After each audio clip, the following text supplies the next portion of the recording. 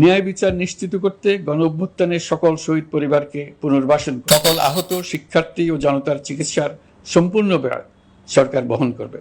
সেই লক্ষ্যে স্বাস্থ্য মন্ত্রণালয়ের নেতৃত্বে উপদেষ্টা পরিষদে বৈষম্য বিরোধী ছাত্র আন্দোলনের প্রতিনিধিত্বকারী 2 জন উপদেষ্টার সহায়তায় একটা পূর্ণাঙ্গ তালিকা প্রস্তুত করা হচ্ছে এবং গণঅভ্যুত্থানের শহীদদের স্মৃতি ধরে রাখতে সরকার অতি দ্রুত জুলাই গণহত্যা স্মৃতি ফাউন্ডেশন নামে একটি ফাউন্ডেশন প্রতিষ্ঠা করার প্রক্রিয়া শেষ পর্যায়ে এনেছে। অনুদান এই প্রতিষ্ঠানে পাঠানোর জন্য অনুরোধ করছি।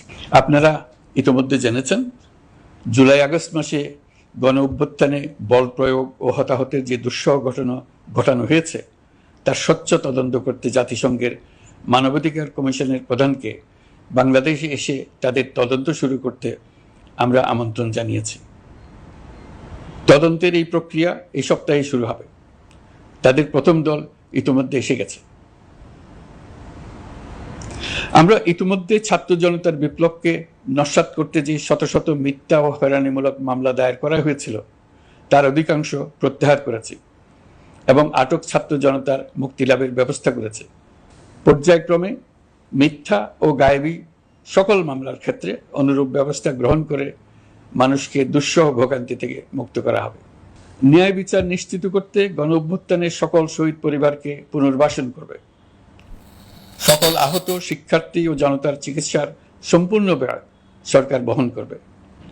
সেই লক্ষ্যে স্বাস্থ্য মন্ত্রণালয়ের নেতৃত্বে উপদেষ্টা পরিষদে বৈষম্য বিরোধী ছাত্র আন্দোলনের প্রতিনিধিত্বকারী 2 জন উপদেষ্টার সহায়তায় একটা পূর্ণাঙ্গ তালিকা প্রস্তুত করা হচ্ছে। এই কার্যক্রমের জন্য এবং গণঅভ্যুত্থানের শহীদদের স্মৃতি ধরে রাখতে সরকার অতি দ্রুত জুলাই গণহত্যা স্মৃতি ফাউন্ডেশন নামে একটি ফাউন্ডেশন প্রতিষ্ঠা করার প্রক্রিয়া শেষ পর্যায়ে এনেছে। আপনাদের সবার এবং বিদেশে অবস্থানরত ভাই বোনদের অনুদান এই প্রতিষ্ঠানে পাঠানোর জন্য অনুরোধ করছি। আমি ব্যক্তিগতভাবে এই প্রতিষ্ঠানের চেয়ারম্যানের পদ গ্রহণ করেছি। প্রিয় দেশবাসী, আপনারা লক্ষ্য করেছেন দায়িত্ব গ্রহণ করেই আমাদেরকে আইন শৃঙ্খলা অঙ্গনে অস্থির পরিস্থিতি সামাল দিতে হয়েছে।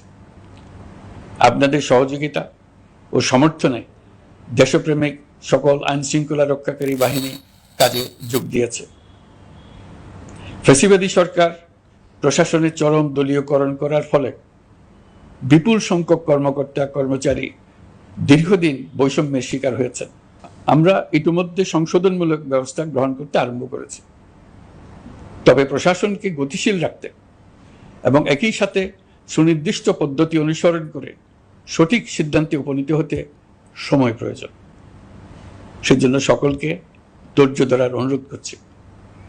প্রশাসনের সকল ক্ষেত্রে প্রতিষ্ঠানগুলো যেন জনগণের আস্থা ফিরে পায়, সেটি আমাদের অন্যতম উদ্দেশ্য। লুটপাট ও দুর্নীতির আখড়ায় পরিণত করা ব্যাংকিং খাতে সুশাসন নিশ্চিত করার জন্য আমরা উদ্যোগ নিয়েছি। এই খাতে দক্ষ জনবল নিয়োগ দেওয়া হচ্ছে। ব্যাংকিং খাতে শৃঙ্খলা স্থাপন, ব্যবসা বাণিজ্যে সহায়ক পরিবেশ তৈরি এবং জনগণের জীবনযাপন সহজ করতে নিত্য প্রয়োজনীয় দ্রব্যমূল্য ও মূল্যস্ফীতি নিয়ন্ত্রণে আনার আমরা উদ্যোগ সচল করেছি। ব্যাংকিং খাতে দীর্ঘমেয়াদী সংস্কারের জন্য ব্যাংক কমিশন গঠন করা হবে। আর্থিক খাতে সার্বিক পরিস্থিতি ও সংস্কার বিষয়ে একটি রূপকল্প তৈরি করা হবে, যা দ্রুত জনসমক্ষে প্রকাশ করা হবে। শেয়ার বাজার, পরিবহন খাত সহ যেসব ক্ষেত্রে চরম বিশৃঙ্খলা বিরাজ করছে তা নিরসনের দ্রুত পদক্ষেপ নেওয়া হচ্ছে।